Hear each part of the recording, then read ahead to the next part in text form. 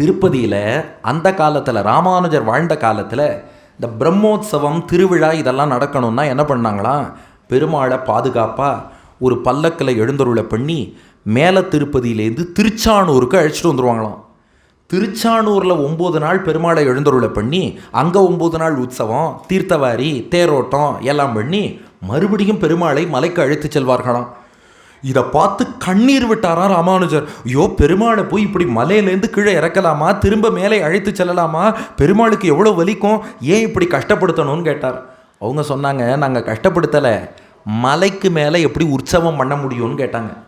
ஏன்னா ஒரு உற்சவம் நடத்தணும்னா ஒரு வீதி புறப்பாடு, நம்ம அர்ச்சக சுவாமிகள்லாம் இதை ரசிப்பார்கள். உற்சவம்னா 4 வீதி இருக்கணும், அந்த வீதியில் புறப்பாடு நடத்தணும். ஒரு தேரோட்டம்னா தேரை 4 வீதியில் இழுத்துட்டு வரணும். அங்கே பார்த்தா திருவேங்கட மலைங்கிறது காடு மேடு மலை கல் முள் நிறைந்த பகுதி. இதில் எங்கேருந்து தேரோட்டம் நடத்துறது, தேர் எப்படி போகும்னு நினச்சி பாருங்கள். நம்ம ஸ்பீட் பிரேக்கரில் போகிற வண்டி மாதிரி போகும். திருப்பதியில் எப்படி தேரோட்டம் நடத்த முடியும், எல்லாம் மலையாக இருக்கிறதே என்று சொன்னார்கள். முன்பு துருமகுட்டாரன்னு ஒரு பக்தர் இருந்தாராம். அந்த துருமகுட்டாரன்கிறவர் ஒரு சில பகுதிகளை மட்டும் சமன் செய்து அங்கே அர்ச்சகர்கள் கைங்கரியம் பண்ணுறவங்க தங்கிறதுக்கு வீடு அமைச்சுட்டார். மற்றபடி மலை முழுக்க வெறும் பாறைகளாக தான் இருக்குது. இதில் எப்படி உற்சவம் பண்ணுறதுன்னு கேட்டாங்க. ராமானுஜர் பார்த்தார், அது தப்பு. அந்த பகுதியை ஆண்ட யாதவராஜன், அவனுடைய சபையில் தான் ராமானுஜர் வாதம் செய்தார், திருப்பதியில் உள்ளவர் பெருமாள்னு. அவன் ராமானுஜருக்கு சிஷ்யனாயிட்டான் அந்த ராஜா. அந்த ராஜாவை கொண்டு ராமானுஜர் என்ன பண்ணாராம், 4 வீதிகளையும் சீரமைத்தாராம். இது ஒன்றும் பிரச்சனை இல்லை, ராஜா நினச்சா இது செய்ய முடியும்.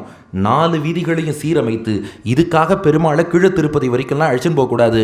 பெருமாள் சுகுமாரமானவர், மென்மையானவர், அவர் திருமேனிக்கு வலிக்காமல் இங்கேயே உற்சவம் பண்ணணும்னு சொல்லி 4 ராஜவீதி, இன்றைக்கி திருமலையில் சேவிக்கிறோம், அந்த W3 W1 அந்த மாதிரிலாம் கேட் போட்டிருப்பாங்க.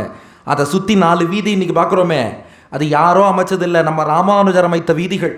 பெருமாளுக்கு பிரம்மோத்சவம் அங்கே நடக்கணும். இதை பற்றி ராமானுஜருடைய சிஷ்யர் அனந்தாழ்வான் எழுதுகிறார், பகவத் திவ்யாலயம் பரிதகா சர்வத்திர விஷமஸ்தலானி, அங்கே உள்ள மேடு பள்ளமாக இருந்த இடங்களை எல்லாம் சமானி காரயித்வா திவ்ய நகரியும் நிர்மாப்பிய, அதை எல்லாத்தையும் சமன்படுத்தி 4 ராஜவீதிகள்னு ஏற்படுத்தி இதில் பெருமாளுக்கு புறப்பாடுகள் எல்லாம் தடங்கள் இல்லாமல் நடக்கட்டும்னு சொல்லி அன்று ஏற்படுத்தி வைத்தார் ராமானுஜர்.